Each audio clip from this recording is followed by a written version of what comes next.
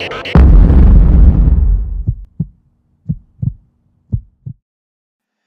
athletes, let's talk about the sumo deadlift. Now, when you see any of my programming, the reason we do a sumo deadlift is to purposefully work our quadriceps and our glutes.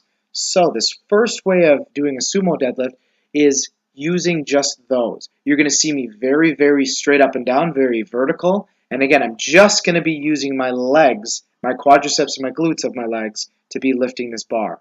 So you can see that when I line up, my feet are going to be a little bit wider. So typically my feet are going to be right here between the center knurling and the outer knurling when I'm doing a traditional deadlift, but now my toe is lined up with this outer knurling over here. So I am a little bit wider. My toes are more duck-footed, okay, because you can't see it from the angle. My toes are a little more duck-footed. That way I can get more glute activation because, again, that's what I'm trying to work and trying to program in for you athletes if you see a sumo deadlift. So I'll get my hands on the bar. Now you can see it's a lot more narrow than when we do a traditional. My hands are inside of my legs, but same rules are going to apply. When I get set, I'm going to get as tall as I can. Boom. Now, as always with deadlifts, our spine has to be perfectly neutral. My hand and my shoulder, what I'm trying to do is get them as far away from each other as possible. So I have to take my shoulders and lift up and slightly back while keeping my hands down. What that's going to do is it's going to load my legs. So before I even lift this bar, I already feel my legs ready to go. At this point, my legs are screaming, and all they want me to do is drive straight down so that I can lift this bar. Push. Okay, now let's rewind just a little bit. Notice how vertical I am. I only tip over as much as I have to in order to get this bar to clear my knees. As soon as it clears my knees, I'm trying to get as vertical as I can again, and boom, my glutes stick out and my shoulders come slightly behind the bar.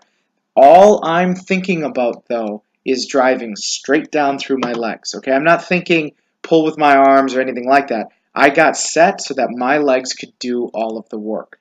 So let's see it again. Hips are down. I'm really, really tall. I get braced and I push through the ground. One more. Big breath, brace, push down, lock out. Now, again, we do this in our programming here at the Complete Athlete for our glutes and our quadriceps. Other people, when they do their sumo deadlift, and I'm not saying this is wrong because, again, a deadlift is being able to get the bar from a certain position, let's say the floor, to a fully extended locked out position at the top. Okay? So how you get there is technically up to you. And I've seen a million different ways. You can see right now the way my back is set up, even though I just set it down. There are people who deadlift with a curve like this. And you know what? Technically, they're getting it from the floor to the top. I would prefer it to look a little different. But again, the deadlift is pick it up, lock out, that's it. Let's see what it looks like when people bend over. So I'll get braced, I'll be tight, boom, you can see first thing to happen, my glutes shot up. Now again, I'm going to be using my hamstrings a little bit more of my lower back, and again, if that's the purpose, if that's your purpose, that's totally fine. I'm not saying you're wrong here. I'm just saying that this isn't how I would recommend it. You come up, and then it's a huge glute activation at the top. So there is a bonus for this, okay? Because from here, when it's clearing your knees to your full extension, there's more of a stretch in your glutes and hamstrings. It's going to be more explosive at the hip. Boom! So let's see it one more time. You get tight, you bend over, and then you come up. Now, the reason I have a problem with this is because a lot of times people get set, and then from that set position, they allow their body to move before the bar does. Okay? And that's something that I just want to avoid, is if this is where I set up, this is the back angle I'm going to try to keep while I'm standing up and my legs are moving in absence of my upper body.